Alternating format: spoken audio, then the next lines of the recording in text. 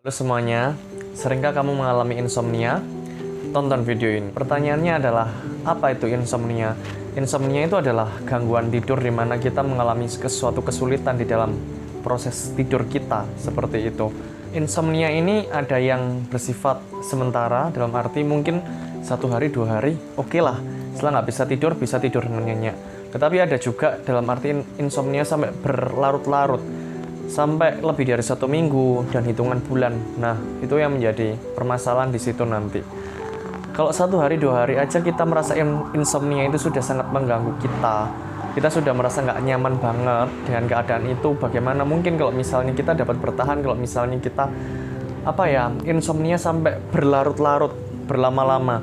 Tentunya secara metabolisme tubuh kita pasti akan banyak terganggu seperti itu.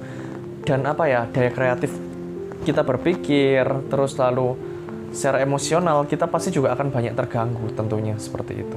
Oke teman-teman, kita masuk pada bagian penyebab. Apa sih penyebab dari insomnia itu?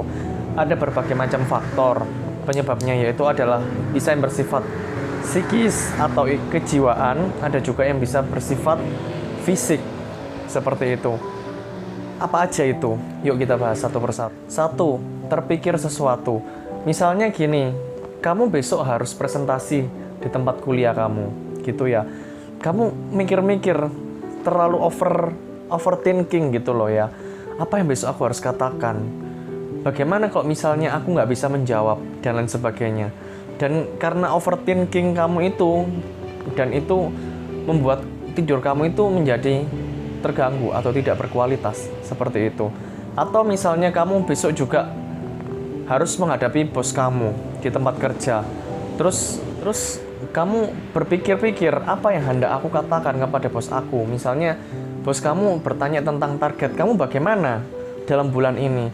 Sedangkan kelihatannya kamu nggak menutup target pada bulan ini. Kamu masih bingung, kamu tidak siap, kamu harus menjelaskan apa. Sampai kamu overthinking, dan itu mengganggu kualitas tidur kamu. Seperti itu. Yang kedua adalah panik. Panik itu dalam arti begini teman-teman, kita dihadapkan pada suatu situasi dan kondisi di mana kita tidak dapat mengendalikan situasi dan kondisi itu, dan kita benar-benar kita nggak tahu kita harus berbuat apa untuk mempertahankan situasi agar tetap menjadi baik, seperti itu. Dan kita bingung, karena kita bingung dan juga kita nggak tahu, yaitulah di situ timbulnya panik, seperti itu. Dan karena kepanikan ini juga bisa mengganggu sekali terhadap proses kita tidur, seperti itu. Karena kita merasa kita nggak mampu berbuat sesuatu, dan disitulah dalam arti proses tidur kita dapat terganggu gitu loh. Terus di dalam hal ini kita membahas juga gangguan, misalnya gangguan kesehatan, misalnya gangguan jantung, gangguan hormon, dan lain sebagainya. Tentu kalau misalnya gangguan yang bersifat fisik di dalam hal ini, ya kita harus menghubungi, yaitu adalah dokter yang bersangkutan, seperti itu. Terus penyebab berikutnya adalah gaya hidup yang tidak sehat. Misalnya kamu suka minum yang beralkohol, dan kamu menggunakan obat-obatan terlarang. Tentu hal itu juga akan mempengaruhi kualitas tidur kita, seperti itu. Terus faktor berikutnya adalah suasana lingkungan. Dalam arti misalnya katakan kamu punya tetangga, dan tetangga kamu itu sedang ada kawinan atau kondangan. Tentu kalau misalnya dia bunyikan sound itu sangat keras sekali.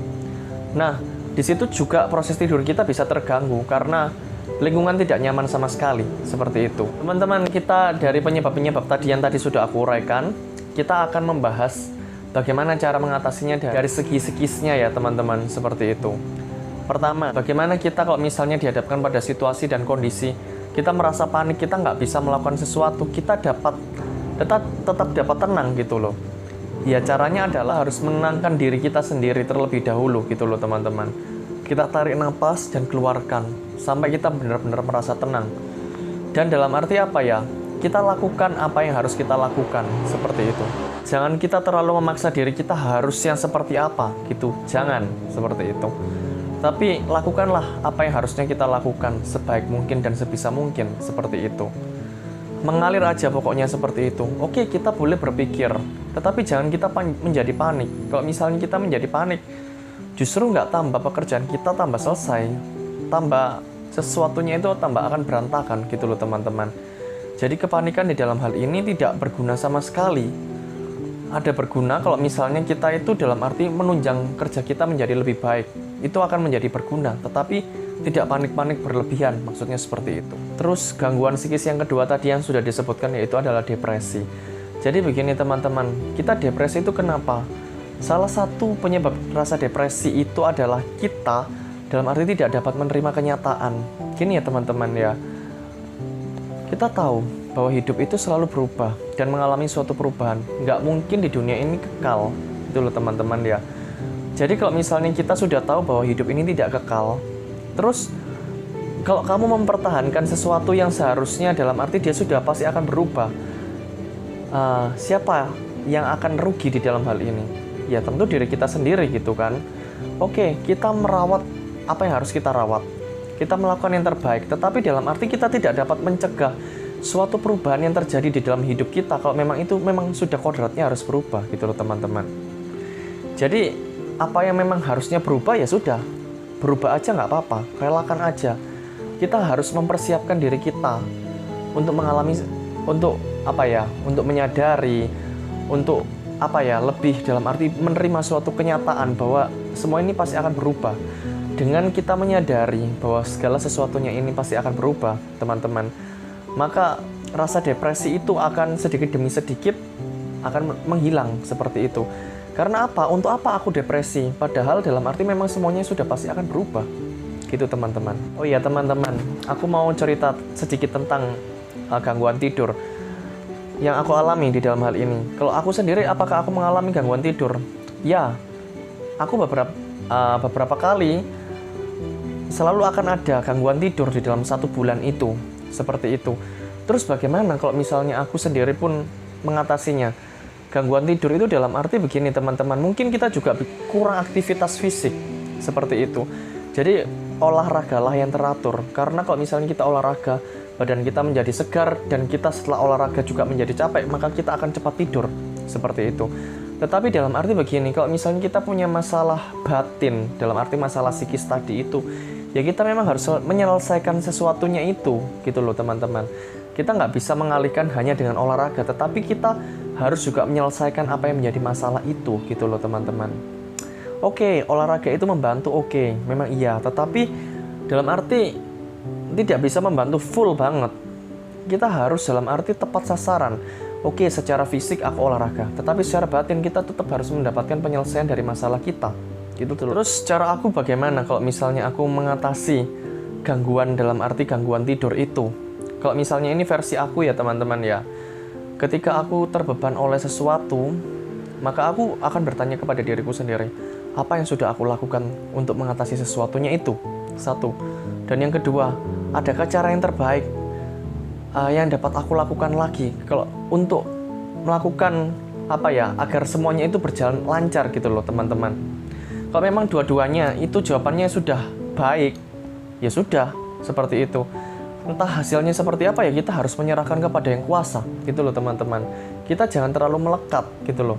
Ingat bahwa hidup itu akan selalu mengalami perubahan, bukan? Seperti yang tadi aku katakan.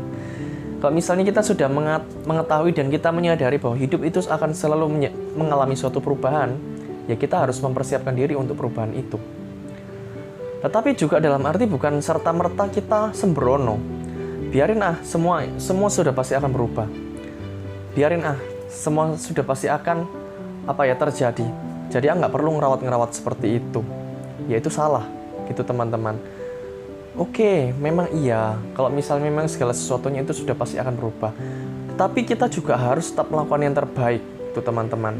Agar hasilnya pun juga nggak sembarangan. Agar hasilnya pun juga baik, gitu loh.